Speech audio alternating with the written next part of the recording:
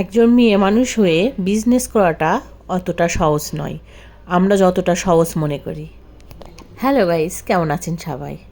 তো দেখতেই পাচ্ছেন আমি কিন্তু আজকে চলে আসছি শহরে। আর শহরে আসার কারণ একটাই, তা হচ্ছে আমার বিজনেসের কিছু কাপড় কিনতে হবে।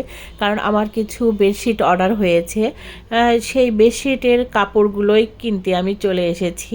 তো এই বেডশিটের কাপড়গুলো কিনতে তো আমি নাও আসতে পারতাম, কিন্তু আমাকেই আসতে হলো, কারণ দেখে দেখে কিনতে হবে। আর কাপড় আমি অনেকগুলো কাপড় নিব, কারণ অনেকগুলো কাপড় যখন একসঙ্গে নিব, যেহেতু বিজনেসটা আমি করি সেহেতু আমি ছাড়া তো আর কেউ বুঝবে না।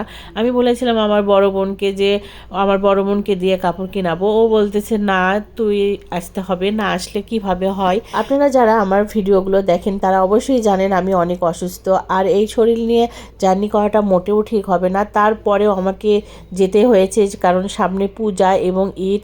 এখন এই কাজগুলো আমাকে দিতেই হবে। আপুটাকে এই কাজগুলো আমি দিব, ওই আপুটার সঙ্গে আমি প্রায় 5 বছর হলে কাজ করছি। আর আপুটাকে যদি আমি কাজ না দিতে পারি, আপুটা অনেক রাগ করবে। আর তাদের শোরুমেও তো একটা বিক্রির ব্যাপার আছে, তাই না? আর এই জন্য এই শরীর নিয়ে কিন্তু আমাকে ছুটে চলে যেতে হয়েছে বগুড়াতে। আর বগুড়াতে গিয়ে কিন্তু আমি প্রায় 3 লাখ টাকার মতো কাপড় নিয়ে আসছি। আর এই কাপড়গুলো কিন্তু এখন দেখতেই পাচ্ছেন প্রসেসিং করা হচ্ছে। সবচেয়ে বড় কথা, আমার কর্মীরা কিন্তু অনেক ভালো, তারা কিন্তু সবসময় আমাকে সব দিক থেকে হেল্প করে। দেখতেই পাচ্ছেন ওরা নিজেরাই কাপড় কেটে নিয়ে যাচ্ছে, কারণ আমি অসুস্থ। আমাকে বলছে আপা আপনি শুধু শুয়ে থেকে দেখেন। কোথায় আর শুয়ে থাকবো? মেয়ে মানুষের কপাল কি শুয়ে থাকার কপাল বলেন? এর ভিতরেই মেয়েটা আমার অসুস্থ হয়ে গিয়েছে, মেয়েটার প্রচণ্ড জ্বর।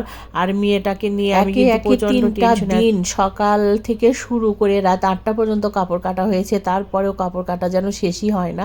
এদিকে মেয়েটাও আমার প্রচণ্ড অসুস্থ, এখন মেয়েকে আবার ওষুধ বানিয়ে দিচ্ছে, এদিকে আমিও অসুস্থ। রে ভাই, মেয়েটা এত অসুস্থ, মেয়েটাকে যে আমি নিয়ে বগুড়াতে ভালো ডাক্তার দেখাবো তাও যেতে পারছি না, কারণ আমার একদম বেড রেস্ট। আমি কোনো রকম জার্নি করতে পারবো না, মেয়েটা কারুর সঙ্গেই যাবে না। এইদিকে অনেকগুলো লোক, মানে 2-3 জন আমার বাড়িতে কাপড় কাটছে।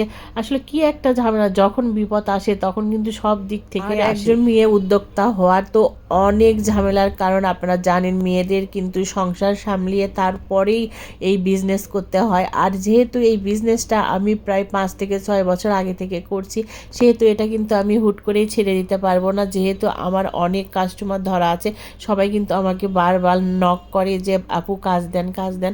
আর এই জন্যই করা, আসলে শখের বসে কাজ করা। আর আপনারা কিন্তু জানেন আমার 2 থেকে 250 মহিলা কাজ করে, আর সবাই কিন্তু আমার এই কাজগুলো নেওয়ার জন্য অনেক অপেক্ষায় থাকে। আমি যদি কাজ ছেড়ে দিই তাহলে আসলে তাদের সংসারটা কিভাবে চলবে?